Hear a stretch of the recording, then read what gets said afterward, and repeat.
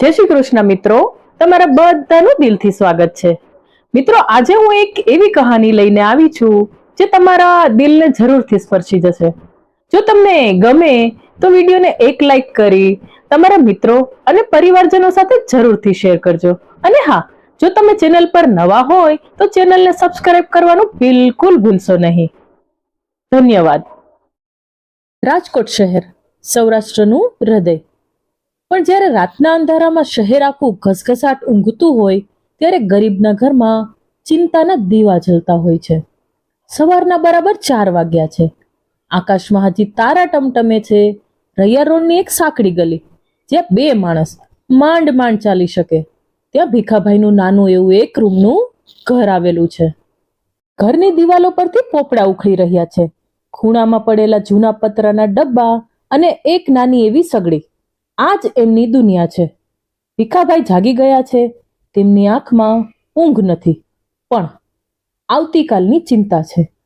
એ ધીમેથી ઊભા થાય છે. ગોઠણમાં દુખાવો છે. ઉંમર 55 વટાવી ગઈ છે, પણ આરામ એમના નસીબમાં નથી. બાજુમાં જ એક જૂના ખાટલા પર શાંતાબેન સૂતા છે. શાંતાબેન એટલે ભીખાભાઈનો અડધો જીવ. છેલ્લા 2 વર્ષથી ડાયાબિટીસ અને કિડનીની બીમારીએ તેમના હસતા રમતા શરીરને હાડ પિંજર જેવું બનાવી દીધું છે. અંધારામાં પણ ભીખાભાઈને શાંતાબેનના ભારે શ્વાસ લેવાનો અવાજ સંભળાય છે. એ અવાજ ભીખાભાઈના હૃદયને ચીરી નાખે છે.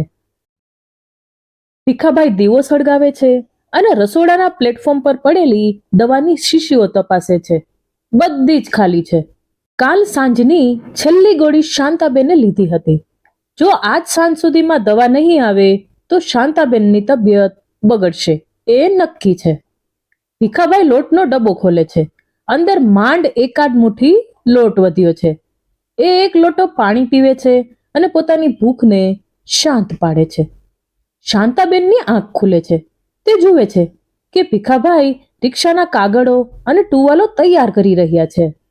શાંતાબેન બોલે છે ધીમા અને ફાટેલા અવાજે, આજે રહેવા દો ને, રાત્રે તમને ખૂબ ખાંસી આવતી હતી.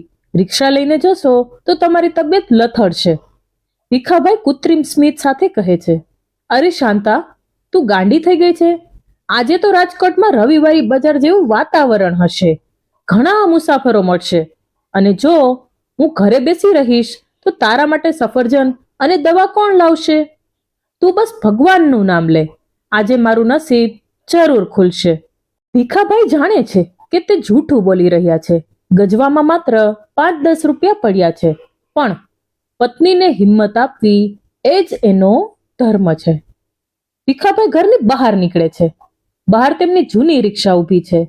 આ રિક્ષા તેમના માટે માત્ર લોખંડનું સાધન નથી, પણ તેમના ઘરનો એક સભ્ય છે.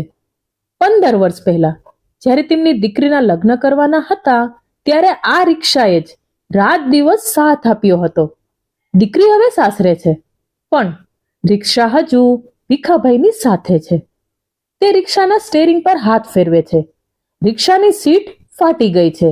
એન્જિન અવાજ કરે છે, પણ એ રિક્ષા ભીખાભાઈનો શ્વાસ છે. તે રિક્ષાને સાફ કરે છે, ભગવાનનો ફોટો અગરબત્તીથી પૂજે છે અને મનોમન પ્રાર્થના કરે છે, હે ઠાકર, આજે કોઈનું ખરાબ ન થાય અને 2 પૈસાની કમાણી કરાવી દેજે, જેથી શાંતાની દવા આવી જાય. ભીખાભાઈ રિક્ષા ચાલુ કરે છે. ભટ ભટ ભટ આવાજ સાથે રિક્ષા ગલીની બહાર નીકળે છે. સૂરજ ધીમે ધીમે આકાશમાં ચડી રહ્યો છે. રાજકોટના રસ્તાઓ જાગી રહ્યા છે. ચાની કીટલીઓ પર ભીડ જામી છે. ભીખાભાઈ દરેક 4 રસ્તે ઊભા રહે છે. દરેક પસાર થતા માણસની આંખમાં જુએ છે કે કદાચ કોઈ હાથ કરે અને મુસાફર મળે.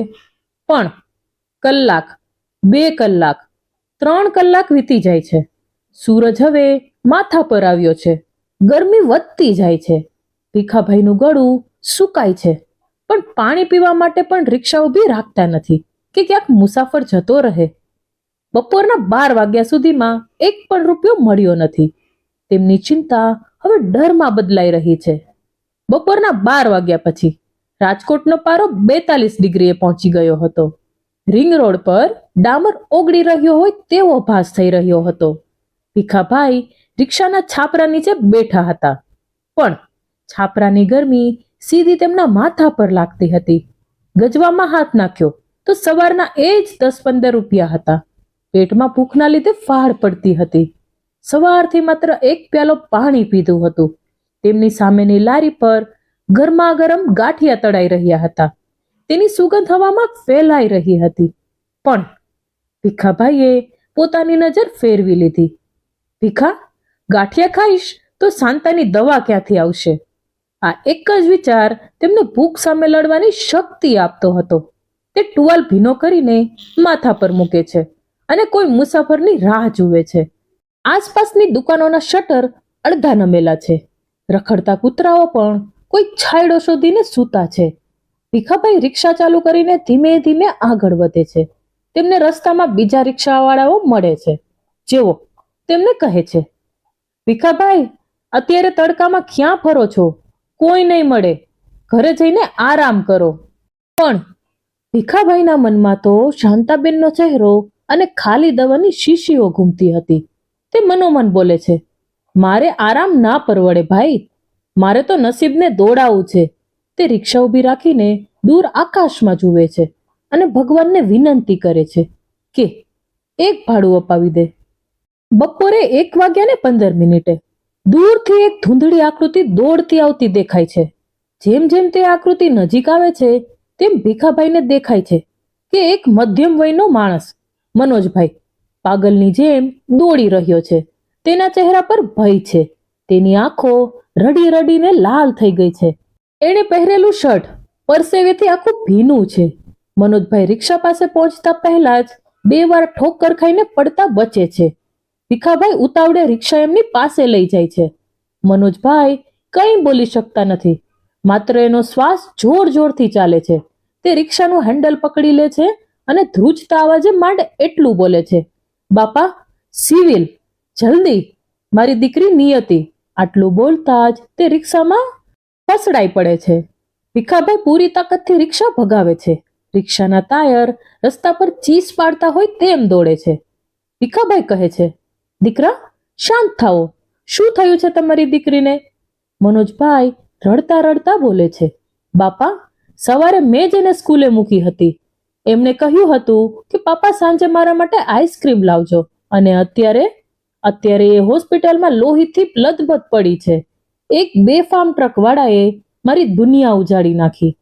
ડોક્ટરે કહ્યું છે કે તેના માથામાં ગંભીર ઈજા છે. જો અત્યારે પૈસા અને લોહી નહીં મળે તો હું મારી નિયતિનો ચહેરો ફરી ક્યારેય નહીં જોઈ શકું. મનોજભાઈ રિક્ષામાં માથું પછાડીને રડે છે. ભીખાભાઈની આંખોમાં પણ આંસુ આવી જાય છે. તેમને લાગે છે કે આ માત્ર મનોજભાઈની દીકરી નથી, આ તો આખા જગતની દીકરી છે. રિક્ષા સિવિલ હોસ્પિટલના લોખંડી દરવાજા પાસે આવીને ઊભી રહે છે. મનોજભાઈ ઉતરીને અંદર દોડે છે.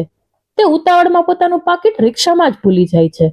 ભીખાભાઈ પાકીટ લઈને પાછળ જાય છે.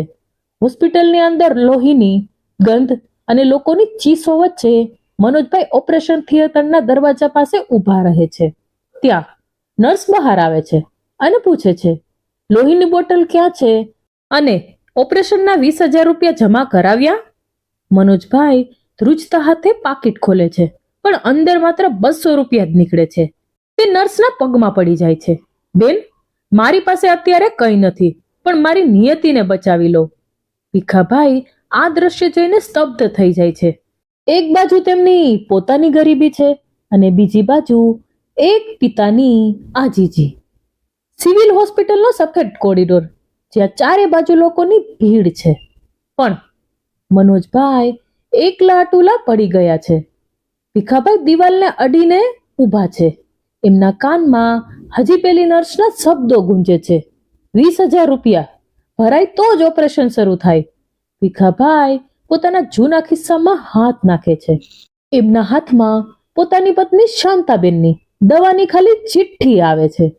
એક બાજુ તેમની પત્નીનો શ્વાસ છે અને બીજી બાજુ સામે બેઠેલા અજાણ્યા પિતાની દીકરી નિયતિના પ્રાણ છે.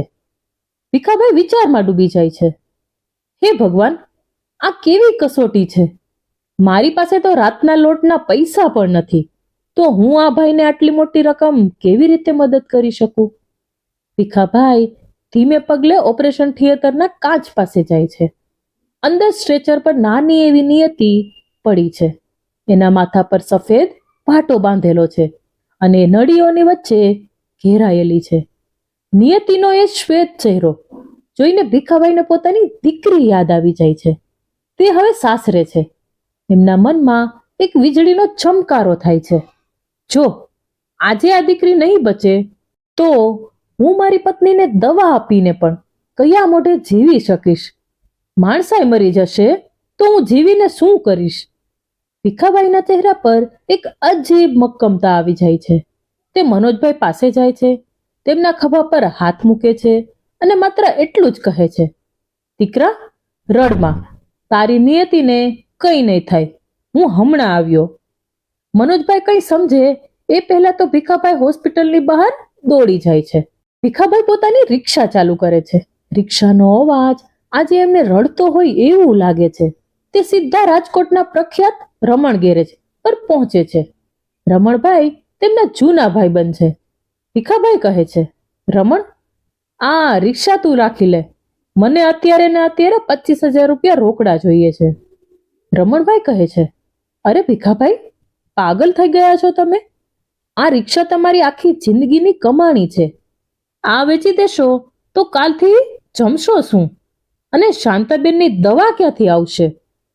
ભીખાભાઈ કહે છે, રમણ, આજે એક પિતાની આબરૂ અને એક દીકરીનો જીવ દાવ પર છે. આ રિક્ષા તો લોખંડનો ટુકડો છે. એ તો કાલે ફરી મહેનત કરીશ તો આવી જશે. પણ જો આ સમયે કોઈની મદદ ના કરી શકીશ તો આ લોખંડનું વજન હું આખી જિંદગી મારા હૃદય પર વેઠી નહીં શકું. તું બસ પૈસા આપ. રમણભાઈની આંખોમાં આંસુ આવી જાય છે. તે ગજવામાંથી પૈસા કાઢીને ભીખાભાઈના ધ્રુજતા હાથમાં મૂકે છે. ભીખાભાઈ છેલ્લી વાર પોતાની રિક્ષાના સ્ટેરિંગને અડકે છે, જાણે કોઈ જૂના મિત્રને વિદાય આપી રહ્યા હોય. ભીખાભાઈ હાંફતા હાંફતા હોસ્પિટલના કેશ કાઉન્ટર પર પહોંચે છે. તે પેલા 25,000 રૂપિયા ત્યાં મૂકે છે અને કહે છે, પેલા મનોજભાઈની દીકરી નિયતિના ઓપરેશનના પૈસા જમા કરી લો. ક્લાર્ક પૂછે છે, તમારે તેમની સાથે શું સગું થાય? ભીખાભાઈ સ્મિત સાથે કહે છે, માણસાઈનું સગું. પૈસા જમા થતા જ ઓપરેશન થિયેટરની લાઇટ ચાલુ થાય છે. મનોજભાઈને ખબર નથી કે આ પૈસા ક્યાંથી આવ્યા. તે વિચારે છે કે કદાચ ભગવાને કોઈને મોકલ્યા છે. ભીખાભાઈ દૂરથી ખૂણામાં બેસીને માળા ફેરવે છે. તે ભૂખ્યા છે, તરસ્યા છે અને હવે તો બેરોજગાર પણ છે. પણ તેમના આત્માને જે શાંતિ મળી છે તે અદ્ભુત છે. 2 કલાકના લાંબા ઓપરેશન પછી ડોક્ટર બહાર આવે છે.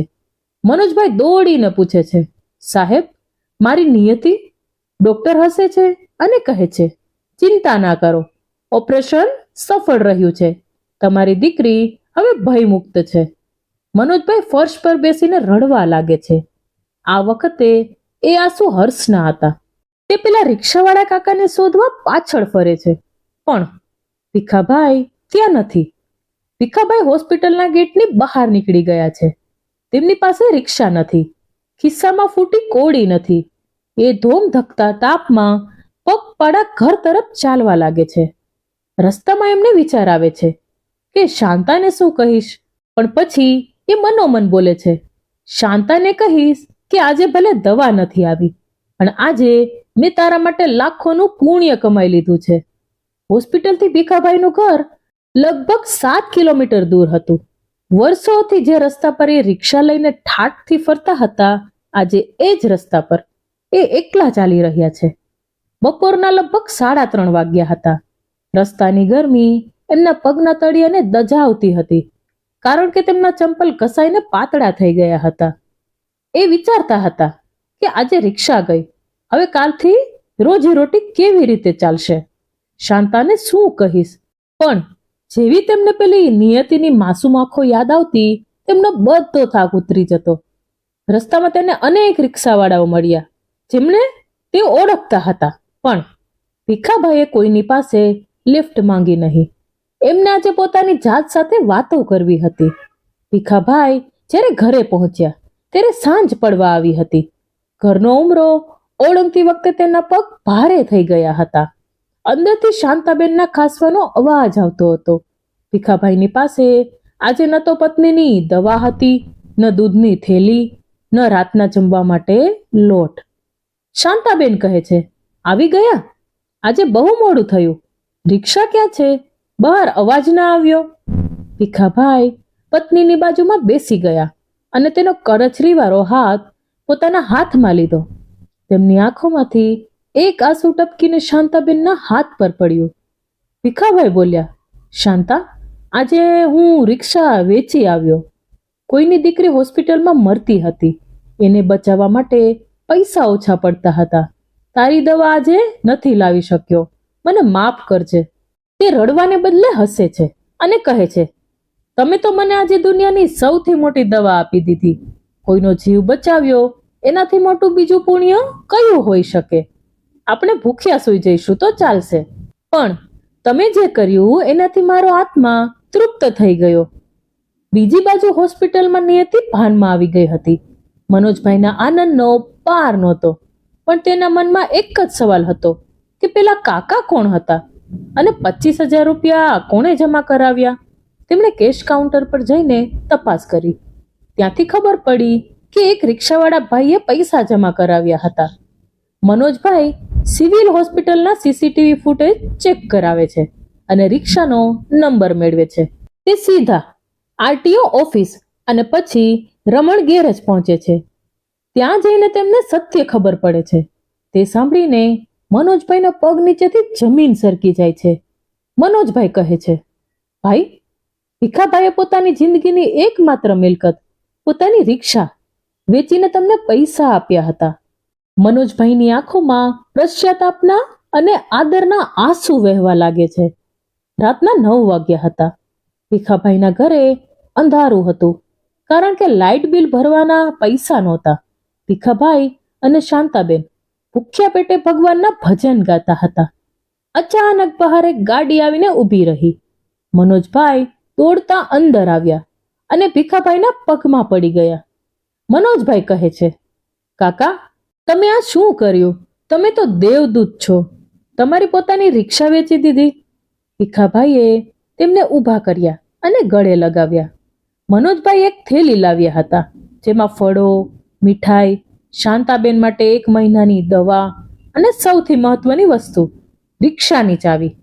મનોજભાઈએ રમણ ગેરેજવાળાને પૈસા પાછા આપીને ભીખાભાઈની રિક્ષા છોડાવી લીધી હતી. મનોજભાઈ કહે છે, કાકા, આ રિક્ષા તમારી નથી.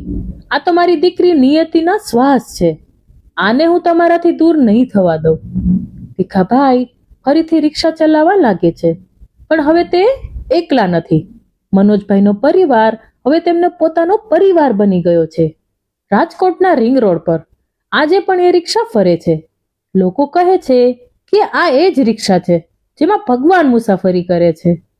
આ વાર્તા આપણને શીખવે છે કે જ્યારે આપણે બીજા માટે કંઈક જતું કરીએ છીએ ત્યારે કુદરત આપણને હજારો ગણું પાછું આપે છે. નિસ્વાર્થ સેવા એ જ સાચો ધર્મ છે. ઓપરેશનના 15 દિવસ વીતી ગયા છે. રાજકોટની સિવિલ હોસ્પિટલમાંથી આજે રજા મળવાની છે. મનોજભાઈ પોતાની દીકરી નિયતિને તેડીને હોસ્પિટલના પગથિયાં ઉતરે છે. નિયતિના માથા પર હજુ સફેદ પાટો છે, પણ તેની આંખોમાં પેલી માસુમિયત પાછી આવી ગઈ છે. હોસ્પિટલના ગેટ પાસે એક પરિચિત રિક્ષા ઊભી છે. એ ભીખાભાઈની રિક્ષા છે. ભીખાભાઈએ આજે રિક્ષાને ફૂલોથી સજાવી છે. મનોજભાઈ નિયતિને રિક્ષામાં બેસાડે છે. નિયતિ ભીખાભાઈ સામે જોઈને ધીમેથી પૂછે છે, પપ્પા, આ એ જ દાદા છે જેમણે મને નવું જીવન આપ્યું? ભીખાભાઈના ગળે ડૂમો ભરાઈ આવે છે. એ માત્ર એટલું જ કહી શકે છે, ના બેટા, જીવાડનાર તો ઉપરવાળો છે. હું તો માત્ર નિમિત્ત હતો. આ દ્રશ્યમાં ભીખાભાઈના હૃદયમાં જે સંતોષ છે તે કોઈ કરોડપતિ પાસે પણ ન હોય. સાંજનો સમય છે. આકાશમાં કેસરીયો રંગ છવાયો છે. ભીખાભાઈના ઘરે આજે અજીબ રોનક છે. શાંતાબેન પથારીમાંથી બેઠા થઈ ચૂક્યા છે. જાણે પુણ્યના પ્રતાપે તેમની બીમારીમાં પણ સુધારો થઈ રહ્યો છે. મનોજભાઈનો આખો પરિવાર ભીખાભાઈના ઘરે જમવા આવ્યો છે. નાની નિયતિ જ્યારે સાજી થઈને ભીખાભાઈને મળવા આવે છે અને તેમને દાદા કહીને વળગે છે, ત્યારે ભીખાભાઈને લાગે છે કે એમણે રિક્ષા વેચીને જે મેળવ્યું હતું તે કરોડો રૂપિયાથી પણ વધુ કિંમતી હતું. એક બાજુ રાજકોટના આલીશાન બંગલામાં રહેતા પરિવાર અને બીજી બાજુ એક રૂમની ચાલમાં રહેતા ભીખાભાઈ. પણ આજે ગરીબી અને અમીરી વચ્ચેની દિવાલ તૂટી ગઈ હતી. નિયતિ શાંતાબેનના ખોળામાં માથું મૂકીને વાર્તા સાંભળે છે. ભીખાભાઈ અને મનોજભાઈ ઘરના ઉંબરે બેસીને દૂર આકાશમાં ઉગતા ચંદ્રને જોઈ રહ્યા છે. મનોજભાઈ કહે છે, કાકા, તમે મને જે પાઠ ભણાવ્યો છે તે કોઈ શાળામાં નથી શીખવાડતું. મેં અત્યાર સુધી સંપત્તિ ભેગી કરી હતી, પણ મને સાચી પૂંજી શું કહેવાય છે તે તમે શીખવ્યું છે. મિત્રો, આ માત્ર વાર્તા નથી, પણ એક સત્ય છે. આપણે આખી જિંદગી મારું તારું કરવામાં કાઢી નાખીએ છીએ. આપણે બંગલા બનાવીએ છીએ, ગાડીઓ લઈએ છીએ, બેંક બેલેન્સ વધારીએ છીએ, પણ જ્યારે કુદરત કસોટી કરે છે ત્યારે ખબર પડે છે કે સાચું બેલેન્સ તો એ છે જે આપણે કોઈના આંસુ લૂછવામાં વાપર્યું હોય. ભીખાભાઈએ રિક્ષા વેચી દીધી હતી, પણ બદલામાં તેમને જે દુવા મળી એ દુવાએ તેમની પત્નીનો જીવ બચાવ્યો અને એમને એક નવો પરિવાર પણ આપ્યો. કુદરતનો એવો નિયમ છે કે તમે જે વેચો છો તે તમારી પાસે 1000 ગણું થઈને પાછું આવે છે. જો તમે દુઃખ વહેંચશો તો દુઃખ મળશે, અને જો તમે પ્રેમ અને સેવા વહેંચશો તો ઈશ્વર પોતે તમારી રિક્ષા ચલાવવા આવશે. રાજકોટના એ રિંગ રોડ પરથી જ્યારે પણ તમે પસાર થાઓ ત્યારે યાદ રાખજો કે ત્યાં એક ભીખાભાઈ રહે છે. કદાચ તમને તેમના જેવા અનેક રિક્ષાવાળાઓ મળશે. દરેક ચહેરા પાછળ એક સંઘર્ષ છે, દરેક આંખમાં એક વાર્તા છે.